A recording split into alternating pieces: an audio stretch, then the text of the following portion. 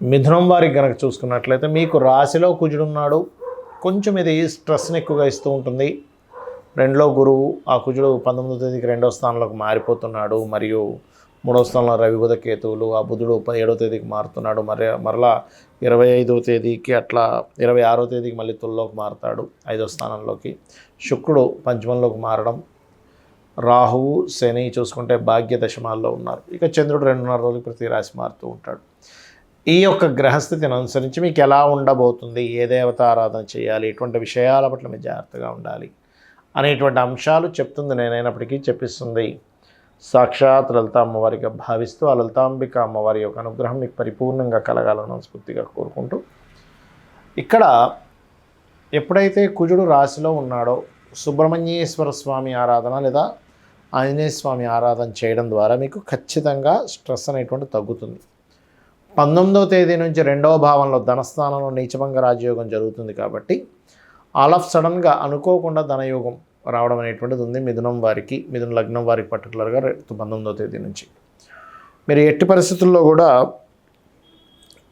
ఈ 10-11 తేదీలు ఎవరికైనా మెయిల్ చేసేటప్పుడు, ఎవరితోనైనా సంభాషణ జరిపేటప్పుడు, ఏదైనా దస్తావేజులు రాసుకునే అగ్రిమెంట్స్ రాసుకునేటువంటి విషయాల పట్ల చాలా చాలా చాలా జాగ్రత్తగా ఉండాలి, గుర్తుపెట్టుకోండి. సంతానం కోసం చేసే ప్రయత్నం విషయంలో 14-15 తేదీలు చాలా బాగుంటుంది. 7వ తేదీ నుంచి 26వ తేదీ వరకు ఇక్కడ బుధుడు ఓన్ హౌస్లో ఉంటాడు కాబట్టి ఎడ్యుకేషన్ పర్పస్ లేకపోతే ఏదైనా ప్రాపర్టీ కొనుగోలు చేసేటువంటి విషయాలు చాలా అనుకూలంగా ఉంది. కాకపోతే ఇందులో 19వ తేదీ నుంచి 26వ తేదీ వరకు అయితే ఇంకా బాగుంటుంది చెప్పాలంటే, ఇక్కడ కుజుడు కూడా మారిపోతాడు కాబట్టి. ఎట్టి పరిస్థితుల్లో మీరు 16-17 తేదీలు ఎవరికి అప్పు ఇవ్వడం కానీ, అప్పులు తీసుకోవడం కానీ, ఉద్యోగ సంబంధించినటువంటి విషయాల్లో తొందరపాటు నిర్ణయాలు కానీ చెయ్యకండి. అందులో పర్టికులర్గా 24-25 సెప్టెంబర్ మాసంలో లాంగ్ జర్నీ చేసేటప్పుడు జాగ్రత్తగా ఉండాలి.